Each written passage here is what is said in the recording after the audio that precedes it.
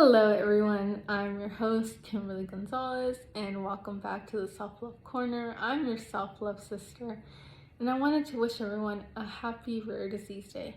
A rare disease is something that's classified that the average person does not have this type of illness, so less than 200,000 people have this certain illness. I am affected by scleroderma and antiphospholipid syndrome, or APS. I have one more disease, but it's not rare. I have Raynaud's, but I feel like a lot of people have Raynaud's and it doesn't affect them as bad. But of course, I got like the triangle thing, so obviously my scleroderma looks different than another person's scleroderma, and I think that's beautiful. Like, we're not all the same. Imagine how boring life would be if we all did the same things. You know, it's just something to think about. Like, I changed my mindset to think that way, and that has been the best decision for me.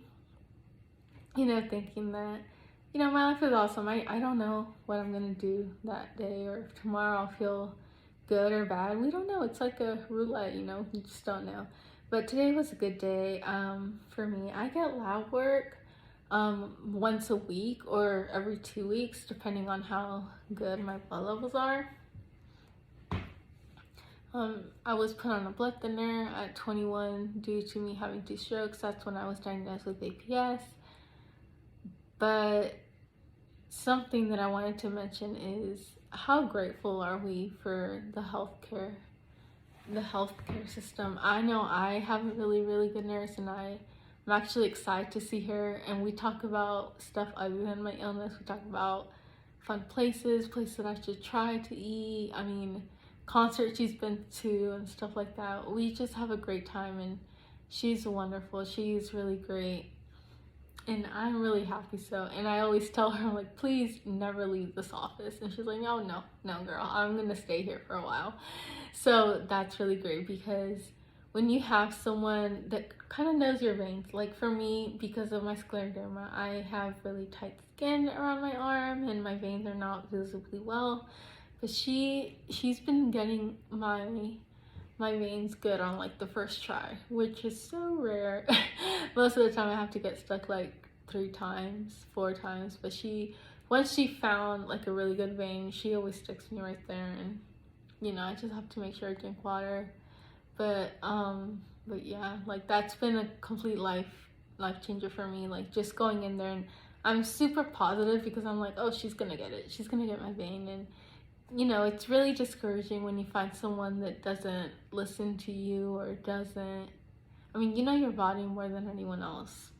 And even if that's professionals, that's why it's so important to advocate for yourself and to speak up. Like, if you know something's not gonna work, you tell them. And I'm really good at that. Because I have really small veins, you know, they have to use like the baby needle. If not, my vein is just gonna blow. And I'm really good at telling people that.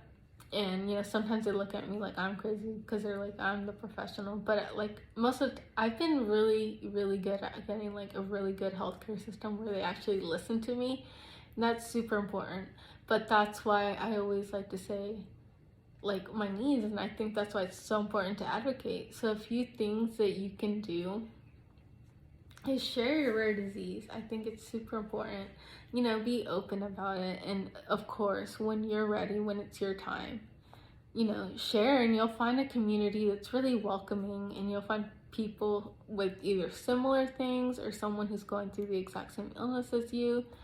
But in my case, scleroderma looks different on everyone, and some people may have it worse than you, or even like if we go through the same things, it can affect us differently. Like, I know very few people with scleroderma that have had to have their toes amputated. You know, it's just like a trial and error thing. You know, and at first it was a very devastating thing for me, but I've learned to overcome it. I'm like, I can at least walk, you know, stuff like that. So I think it's just so important to be positive, and that's not saying that I'm always positive. I'm not always this jolly. Sometimes I'm really depressed, or my mood tends to vary. I know yesterday I was super overwhelmed. I'll go more into depth and why I was overwhelmed in a later video.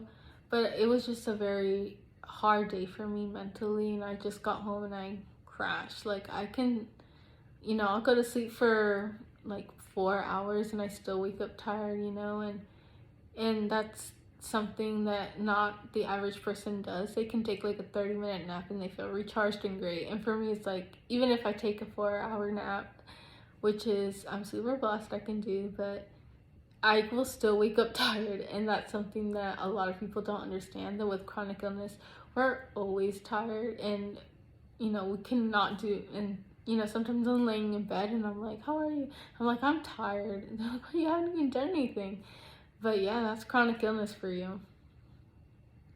But going off tangent a little bit, but yeah, rare disease, it's an amazing day, and I think it's a day that needs to be celebrated, not just today, but every single day. But it's a beautiful day that we all connect, and we're all going through different things, and we can all still kind of relate to what one of us is feeling, what one of us is going through, and so that's beautiful. But like always, please like and subscribe to The Waiting Room Entertainment and my Instagram and TikTok. I'll leave them linked down below. I'll leave the link down below for the trial as well. But as always, I want to leave with this. Today's another day, and whether it's good or bad, we're just kicking right through it, and we're going to do this together. But I want to know, what rare disease do you have? And I also want to know what you're grateful for. And it can be a variety of things. I'm grateful for my dogs. I'm grateful for my family. I'm grateful for my healthcare supportive system. So that's what I'm grateful for. But yeah, let me know.